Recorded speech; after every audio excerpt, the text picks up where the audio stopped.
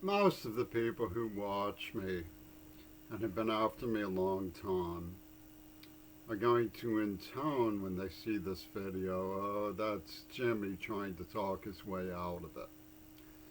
It'd be interesting to point out what I'm trying to talk my way out of. They threatened me with HIV injection over some letters that were written to me by a girl when I was little from Israel.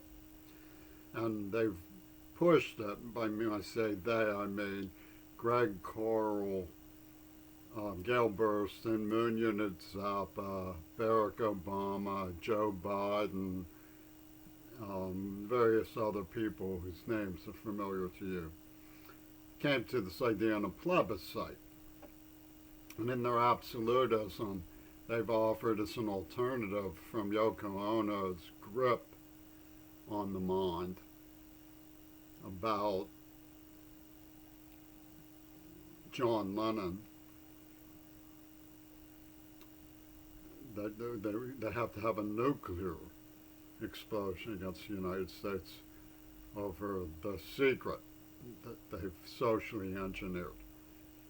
So, I mean, obviously, I'd like to talk our way out of that, my way out of that. I don't want to see a nuclear bomb. I don't want to see HIV injection. But what's interesting about this is that many of these crusaders, through the Clubhouse movement, for example, consider themselves to be Christian warriors. One of the great leaders of Christian civilization was Winston Churchill, and he said in Victory, Magnanimity, these people have won everything, yet they have not a shred of magnanimity. They don't even know the word. It's as if it isn't in their vocabulary. And that's curious to me, you know. Things like this have happened before in a way out here in Tacoma and Seattle when the Japanese were driven out, the Chinese were driven out. You know, I have books around on these subjects. But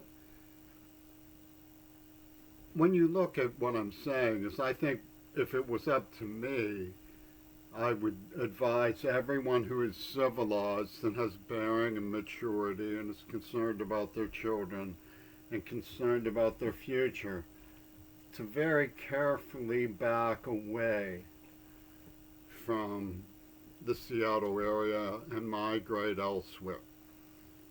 And it's not so much capitulation. The Chinese were kicked out. The Japanese had problems during World War II, as it is conceding the victory of these people who have no magnanimity whatsoever. And they're guilty of misrepresenting themselves. What's going on reminds me a great deal of the Three Stooges hypnotist who says, look into my eyes, look into my eyes. Because they have people believing them. And the people who believe them are following them. And they think it's a very progressive plebiscite. But what's interesting to me about it is that it's not. It doesn't stand up to evaluation. If you look, for example, at the International Feminism Networking Against Female Sexual Slavery, I'm sure they would admit that some young boys are sexually victimized in slavery rackets. They have found in the research that one of the things that goes on is that anytime you say I love you to one of these pimps, you immediately become his cultural property. You're always answerable to his fists about that.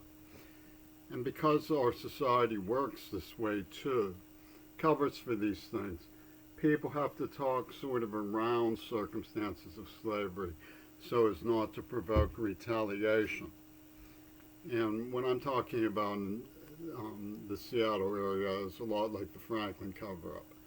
You know, we are talking about very sadistic practices of trafficking that are being justified through the rank and file as a collection service from the church over pimps. And of course, they practice a great deal of concentration towards producing terror.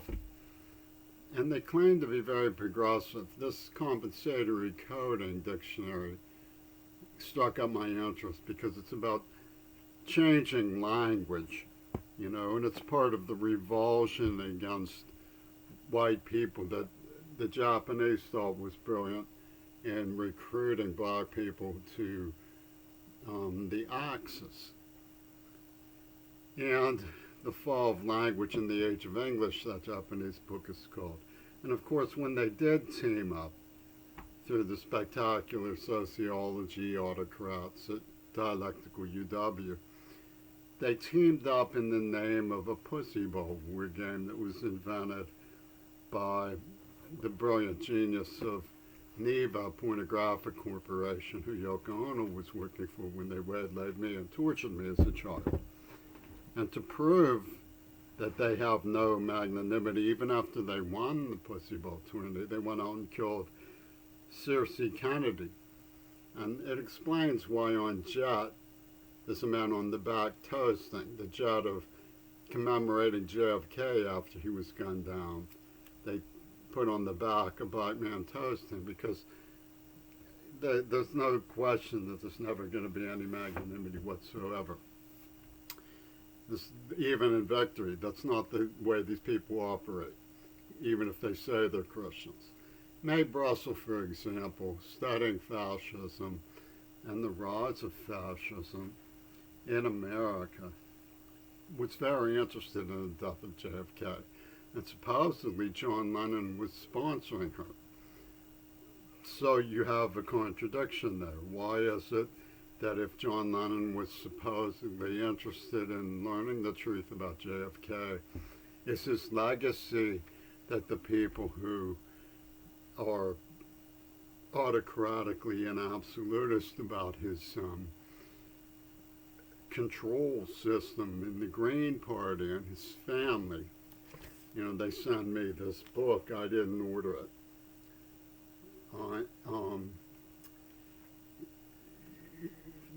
willing to kill Searcy Kennedy.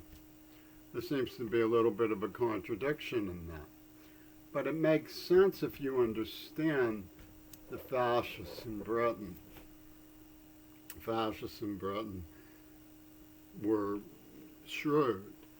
They understood that America conceived of itself as a melting pot, and that if they were to organize a multicultural network of fascism in the world and then take away the leadership of America, America could be hit in the head and,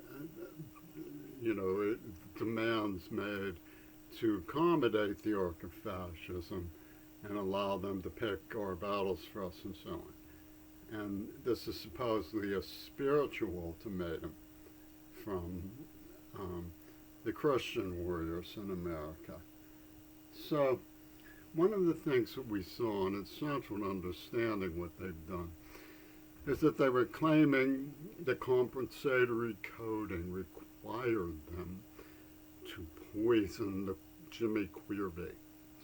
They had made me deaf. They had taken my fiance. They had raped my deaf advocate, but still they needed more. So they poisoned me in the mouth. And up until then, they could say that they were compensating the gays in their shamanism work, which is what they said they were doing, that they were practicing shamanism and Dada for Paul McCartney. But then when COVID was released, it suddenly became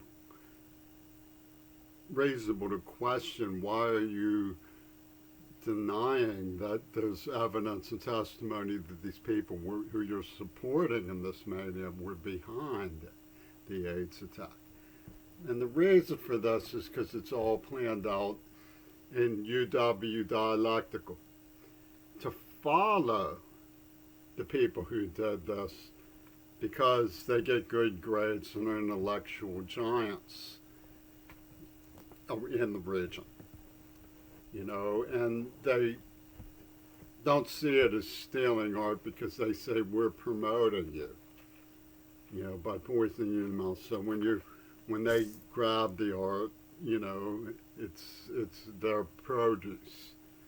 So this is a very strange development in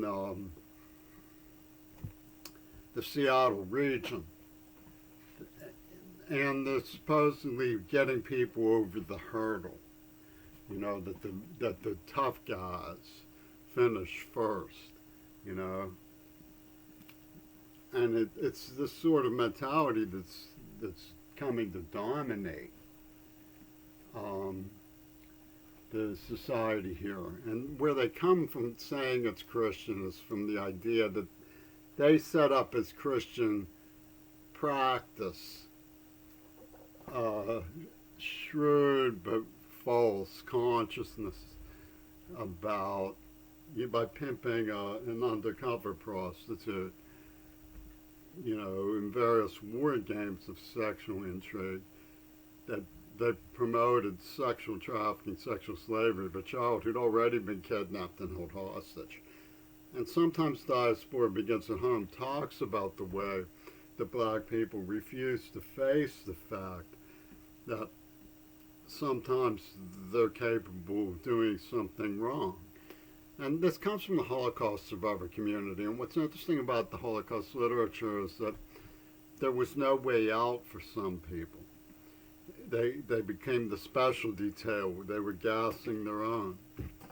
And, I was very reasonable. I thought that this was a pretty image, when I was talking to people who had schizophrenia and stuff. Make them feel like there's a place to shout, a place to feel welcome, a place to feel at home. I was certainly a lovely little boy, and I wasn't harming anybody.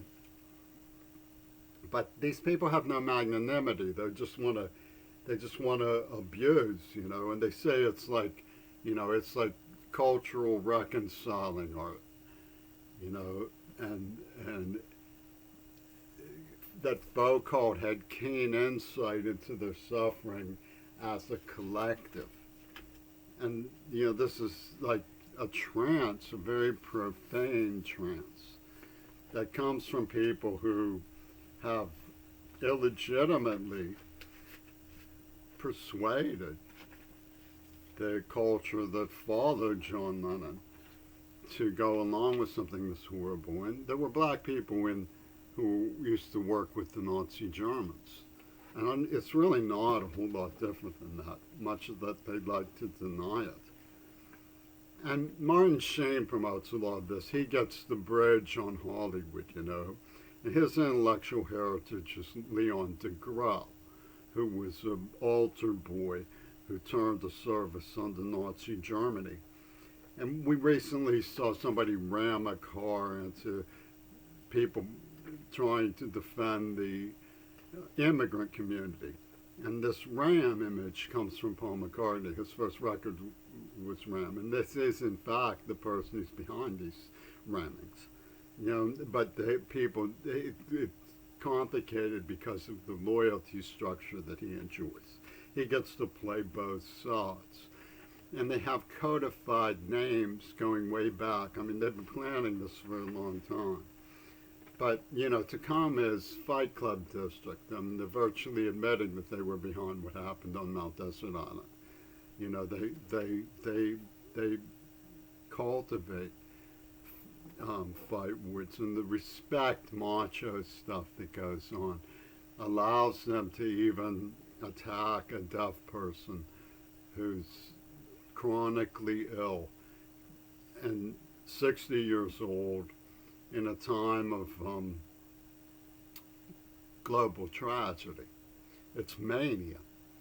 But my point is this.